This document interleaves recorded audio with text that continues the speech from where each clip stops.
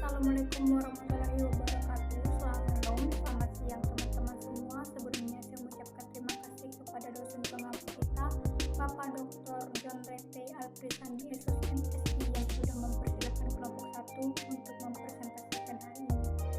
Dan juga tak lupa saya mengucapkan terima kasih kepada teman-teman semua yang sudah dapat hadir dalam diskusi perkuliahan hari ini.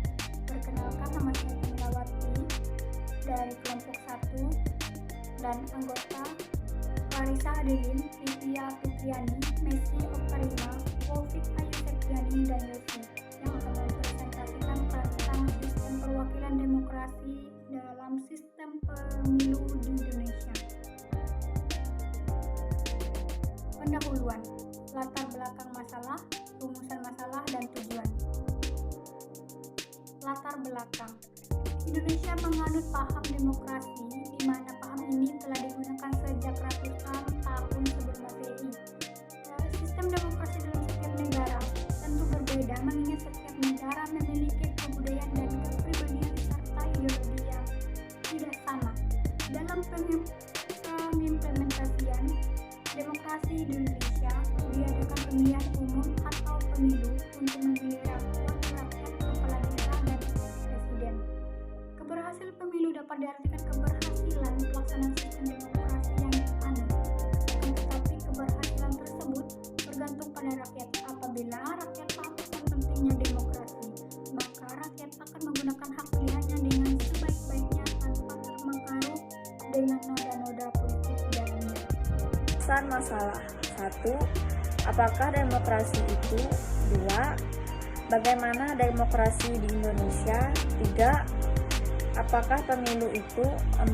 Bagaimana pemilu di Indonesia? Tujuan: A. Mengetahui apa itu demokrasi. B. Mengetahui demokrasi di Indonesia.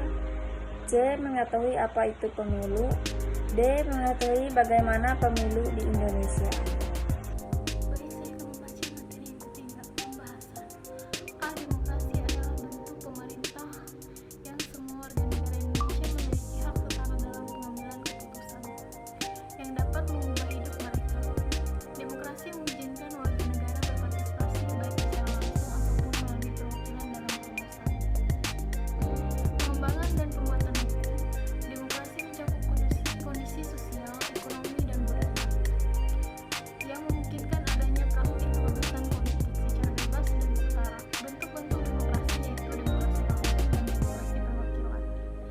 Sedangkan asas pokok demokrasi yaitu pengakuan partisipasi rakyat dalam pemerintahan dan pengakuan hakikat dan martabat manusia.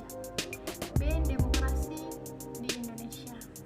Indonesia adalah sebuah negara demokrasi.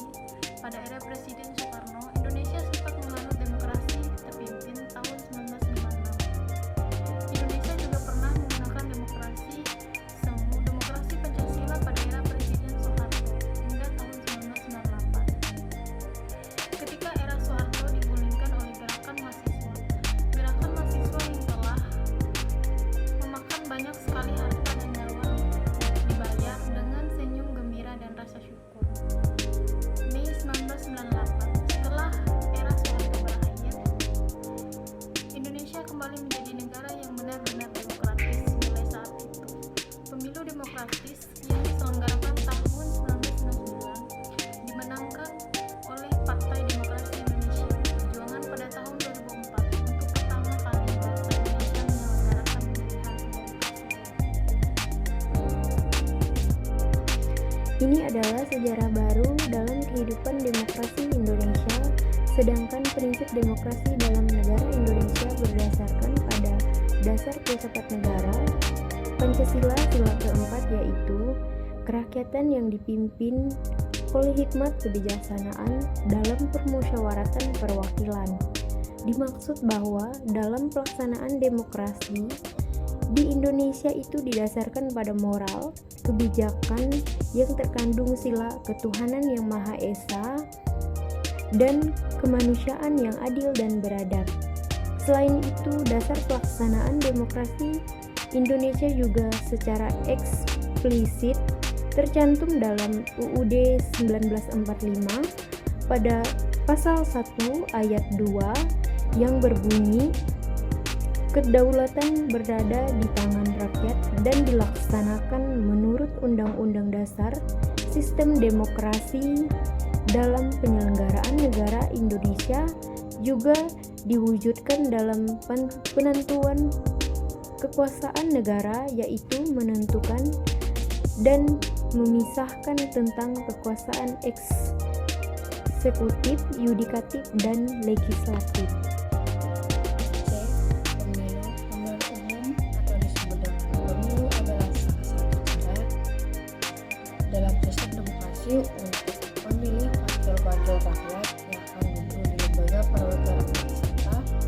Salah satu bentuk demokrasi manusia warga negara di bidang politik, di mana pemilihan umum dapat dilakukan dengan dua cara, yaitu langsung dan cara bertingkat.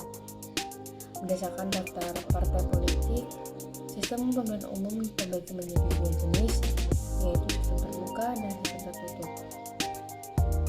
Dalam suatu pemilu ada juga tiga jenis utama yang sering berlaku, yaitu sistem perwakilan distrik, sistem proporsional, dan sistem campuran.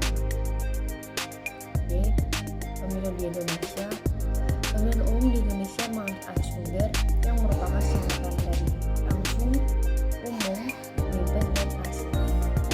Kemudian di era reformasi berkembang asas judil yang merupakan singkatan dari jujur dan adil. Sejak kemerdekaan hingga tahun 2015, bangsa Indonesia telah menyelenggarakan 11 kali pemilihan umum, yaitu pada tahun 1945, 1971, 1977, 1982, 1992, 1997, 1999, 2004, 2009, dan 2014. Namun, seiring berjalannya waktu, sistem pemilu di Indonesia memberikan peluang politik, padahal praktek politik ini merupakan partai yang sangat bertentangan dengan nilai demokrasi. Ironisnya, praktek politik ini menjadi kebiasaan dan rahasia untuk di masyarakat. Penutup, kesimpulan, dan saran. Berdasarkan pembahasan di atas, kita dapat menilai bahwa pada dasar seluruh sistem yang ada dalam demokrasi adalah suatu kebaikan bersama. Meski segala kebaikan atau kelebihan tersebut masih mengandung kekurangan, apabila sistem tersebut berjalan dengan baik, kekurangan tersebut dapat diminimalisir. Pemilu sebagai wujud pelaksanaan demokrasi di Indonesia seharusnya menjadi hal penting dan sakral bagi setiap orang yang melaksanakannya.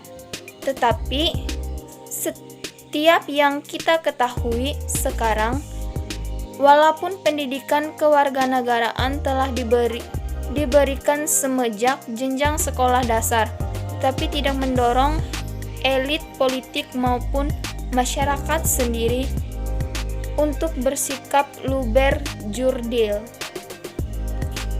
Dengan adanya otonomi daerah, pemerintahan pusat dapat memberikan penyuluhan pada setiap daerah melalui pemerintah daerah yang disampaikan kepada setiap perwakilan organisasi muda yang ada di setiap desa, Karang Taruna, agar penyuluhan kepada masyarakat merata dan lebih maksimal.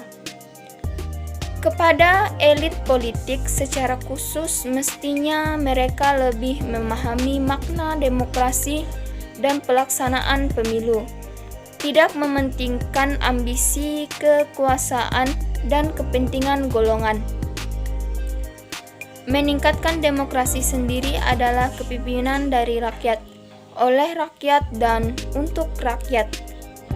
Maka segala kebijakan politik harus mempertimbangkan suara rakyat dengan tidak melakukan unsur moralitas kebudayaan bangsa. Terima kasih.